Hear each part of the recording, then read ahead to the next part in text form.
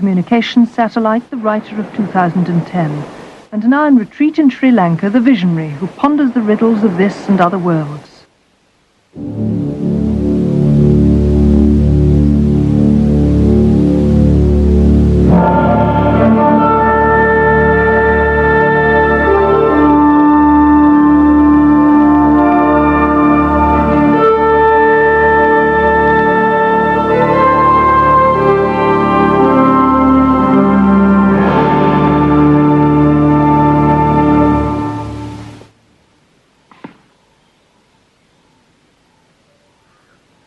A few years ago, the people who live in this house reported an extraordinary series of events. Household objects moved around, and one observer saw a loaf of bread rise slowly in the air and hurtle across the room. Naturally, the family was scared and had no idea what was going on. But to any student of the paranormal, this spelt poltergeist. Poltergeist is a German word which means noisy spirit, but that's very much of an understatement. Poltergeists are the original things that go bump in the night. When there's a poltergeist in the house, there are strange bangings and crashings, furniture moves around, stones fall out of the blue, machinery goes haywire, all without any apparent physical cause. No wonder that, for centuries, poltergeists have spread alarm and controversy throughout the world. Thornton Road, Birmingham. It's not the quiet suburban neighbourhood it seems. 5 of these houses are under siege. Night after night, rocks rain down on them. The bizarre bombardment has lasted more than 6 years. Glass in every window has been shattered, forcing the residents to erect barricades to protect their homes.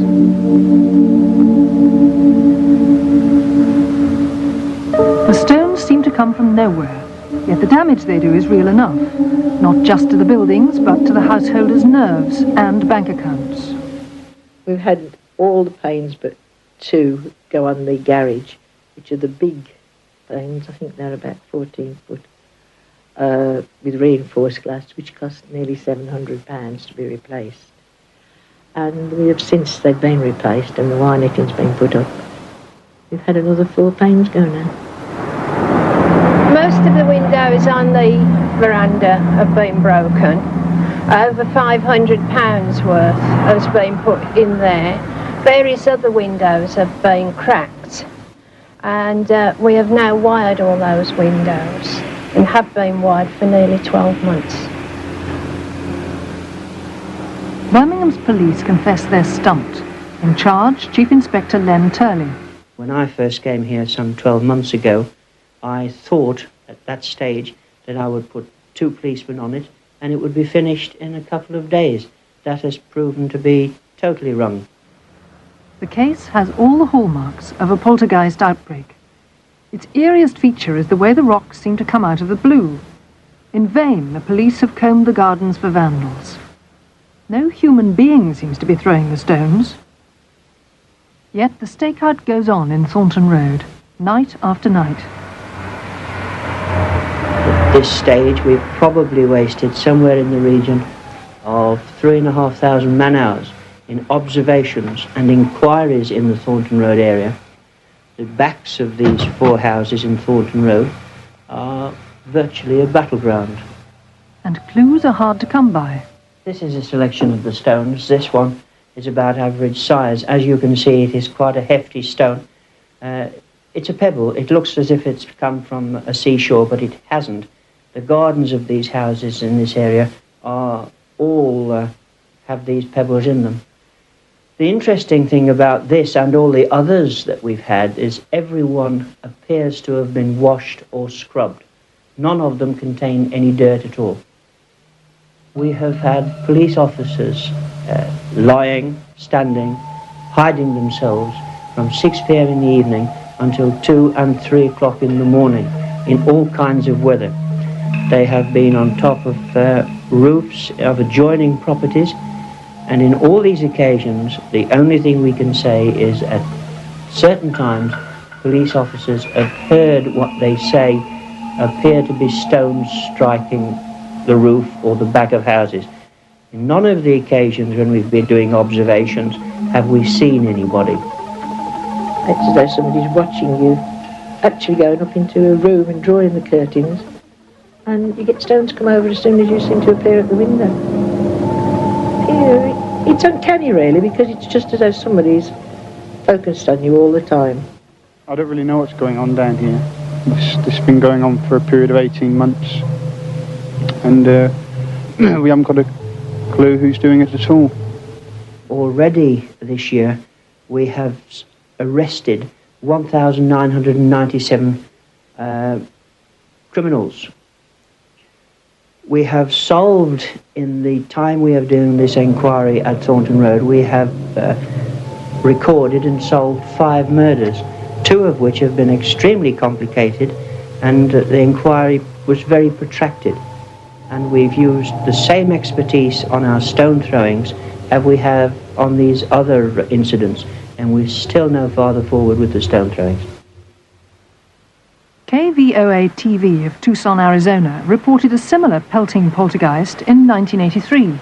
Richard Berkbigler and his family are virtual hostages in their home. For 60 days, ever since they moved into this isolated area on Tucson's east side, they've been bombarded by rocks thrown by an unknown attacker from the deep brush surrounding the house. It goes on every night for the last 7 weeks, and the last 2 weeks of the, well, for 9 weeks, and the last 2 weeks has been night and day. The sheriff's department says it has been unable to find any trace of the alleged attacker. But while the search goes on, the Berkbiglers live in fear. A poltergeist apparently rampaged through a house in Swansea in 1965. The furniture was flung about and objects shot through the air, according to householder Mrs. Howell. I went out the back kitchen, and as I opened the door, this bottle came flying towards me. And, of course, I shut the door to protect myself. I opened it again, and I seen this other bottle. So I just picked up the children, and I ran out the house. As I ran out, my husband was coming down the street here, and he ran straight in the house, and by the time he got in there, all the place was turned upside down. It was terrible. The couch, the TV, everything just thrown in the middle of the room. I went upstairs, and when I got upstairs, the bedroom was all upside down. The little boy's cot was underneath the bed. He would have been killed. And even the police, they had to break into the bedroom before they got there. They haven't got any explanation for it at all, because, as I said, it couldn't be nothing human, because how could it get out of the front bedroom down to the kitchen when the police had to break in? A poltergeist was apparently photographed in action in Teresa Costa's kitchen in France in 1955. And a poltergeist was blamed for ransacking a house in Abbott Road, Bournemouth in 1981. Food and wrecked furniture was strewn everywhere. Romanian teenager Eleonora Zugun claimed she was attacked by a poltergeist that bit and scratched. Inflamed wheals apparently swelled up on her body before the eyes of investigators in the 1920s. 50 years later, reports of a factory poltergeist caused mayhem in Manchester. The work here at night has to stop. And quite simply, the trouble is that the men are far too scared to be in these warehouses during those night hours. The funny thing is, a steel object weighing maybe a pound flies at an aluminium panel, and there's never a dent, never a scratch. A force of energy. It's like willing a piece of metal or something from one point to another. It just seems to lift itself and fly. From this pub in Barnsley, Yorkshire, came tales of a playful poltergeist. In 1965, Michael Collindridge was in bed with tonsillitis. He'd been given a walking stick to rap for attention. One day, he swore it took off and waltzed round the room. To the press, the dancing stick was a psychic wonder, and Michael will never forget how the astonishing antics began. Suddenly I was aware that the stick was moving along the top of the bed. It sounds quite incredible, but the top of the stick was just moving backwards and forwards. The Cranberries regulars still muse on the mystery. You actually went up the wall and operated like a pendulum, left and right, you know. You still go backwards and forwards on top of the bed. And then you'd come up and stand on top of the bed. and it used to tap on top of safe, and it used to play tunes. And different people went up and asked it to play different tunes. And the tunes were recognisable. The one that I noticed was Jingle Bells.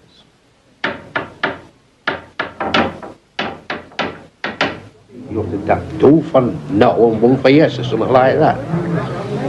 So I asked it, and they were all asking it questions, they were tapping, so I says to it, I says, what's his favourite going to win first race tomorrow, like, you know? But, no damn. X-rays at the local hospital revealed nothing. No secret devices for conjuring tricks. But Michael was kept under close observation. I can remember someone saying, oh, you know, will you take your hands out from under the covers? Which I did. I think actually just one hand was under the covers. Put my hands on the bed and the stick continued to move around. I then sat up. And I can remember that, sort of being sat up in bed with this sort of stick behind me there, still moving. Well, I stood fascinated watching it, thinking of trickery, but I saw no sign of trickery. I think, as far as one can say, it was some sort of spiritual influence of some sort or other, which was possibly attached to Michael rather than the stick itself. And one day, me and my father went up with stripped off bed. No wires, nothing. But I still think Michael was doing it. Did you used to do it, Michael? No, I didn't. Nothing to do with me at all.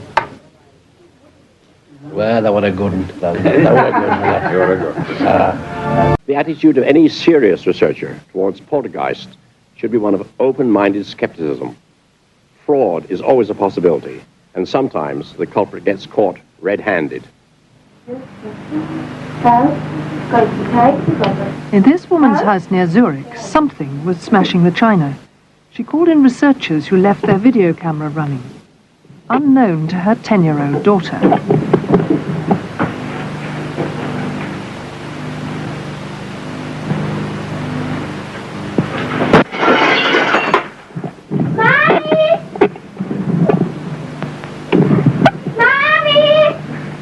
Das ist da gestanden, das Brunner.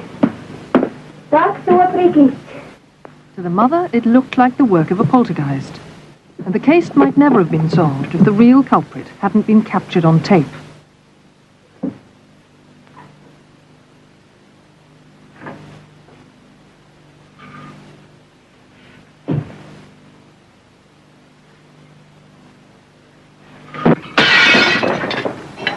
Some investigators have tried to explain poltergeists by natural causes.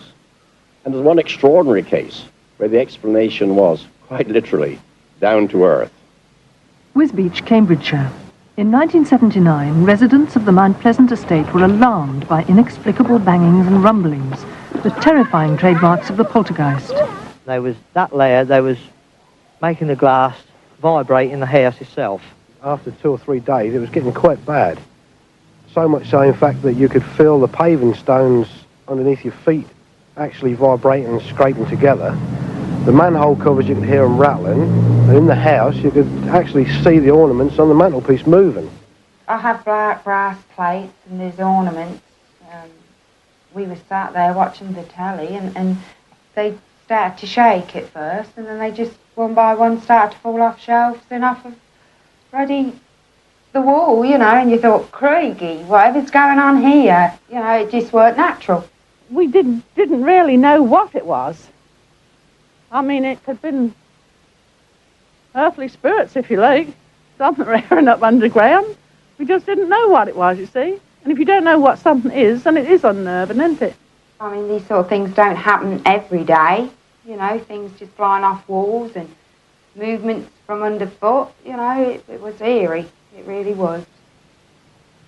But the real cause was reassuringly unparanormal. An air relief valve had failed in the main sewer. Effectively, the air was trapped in the rising main and was, in fact, moving up and down the rising main, causing the tremors. This would be similar to a central heating system. Air gets trapped in, the pipes rattle. If you imagine that in pipes of this size, effectively you've got 10 or 20 times greater noise as well. and the pipe ran directly under the road where our houses were, and that was their explanation. It was just this sewerage pipe.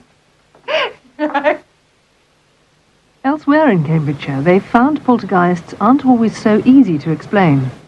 A gentleman brought out a very plausible theory a number of years ago about geophysical forces underground hitting a house and making things shake, you see. Vibrations go up the wall, hat boxes are thrown off, tables are displaced, vases suddenly move, and people are sitting in this house and they don't realise that it's due to underground water running underneath, or disused drains, or seismic disturbance, or something of that nature. Geophysical forces.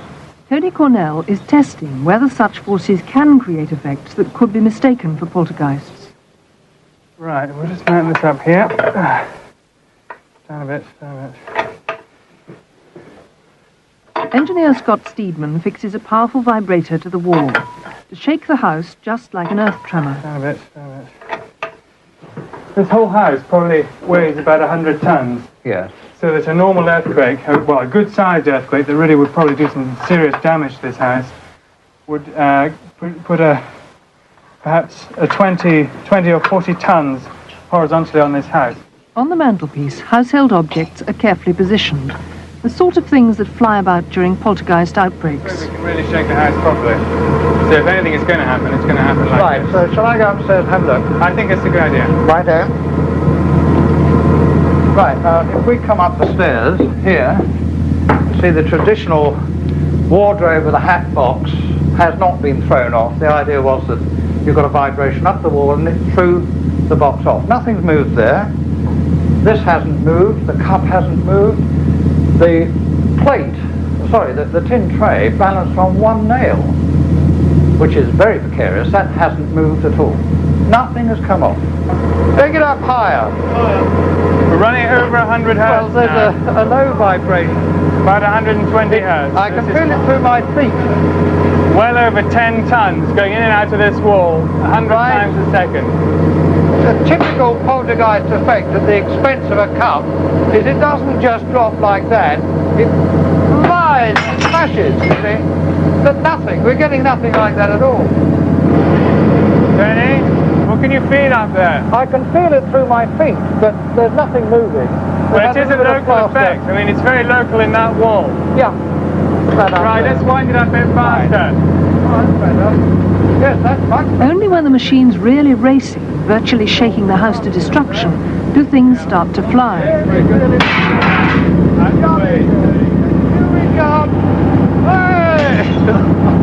We'll get a nice... But the artificial earthquake has produced nothing remotely resembling the effects of a poltergeist.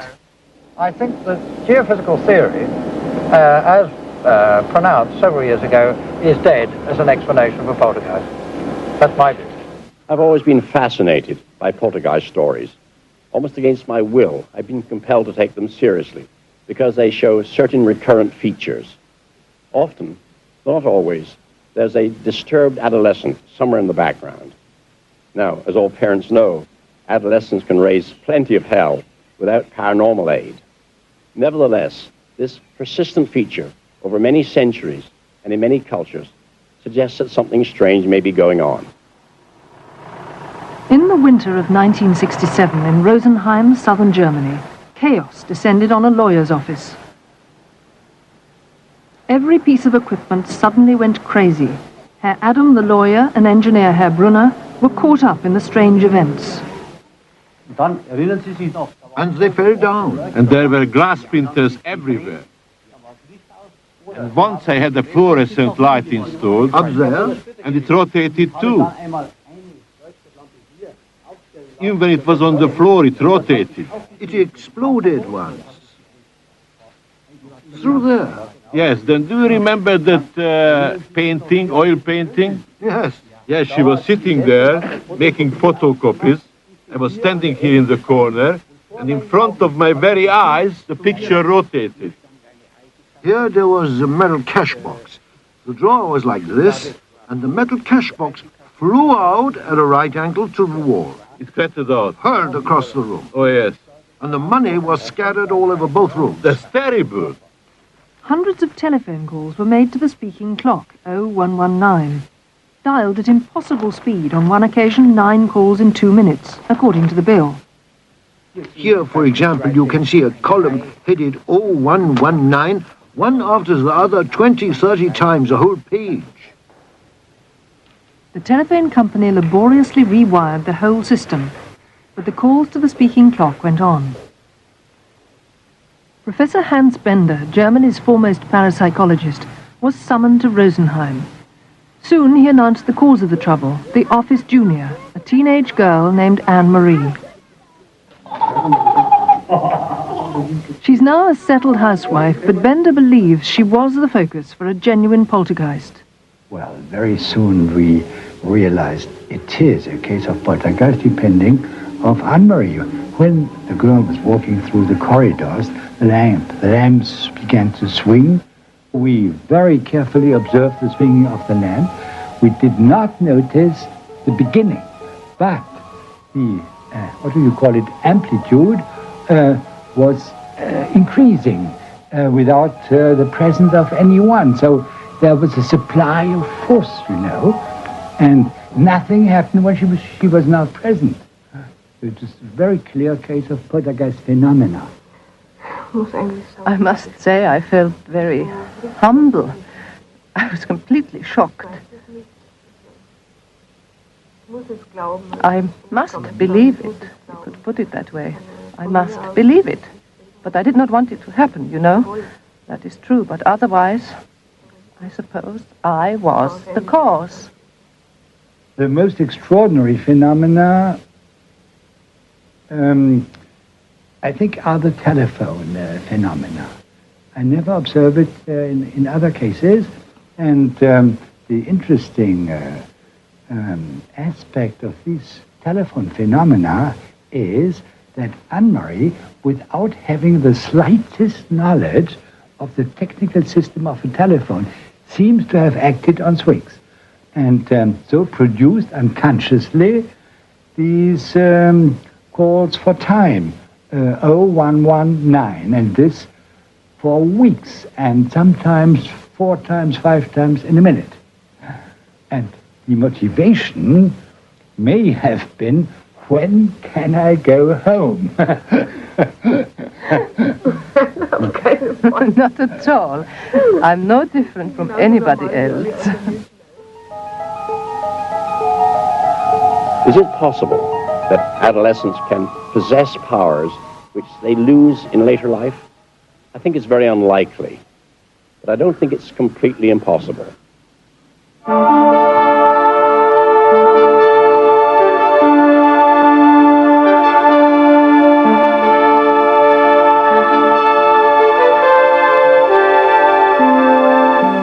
Is it superhuman or supernatural to be able to walk on hot coals and emerge unscathed? Arthur C. Clarke's back after the break, Walking on Fire.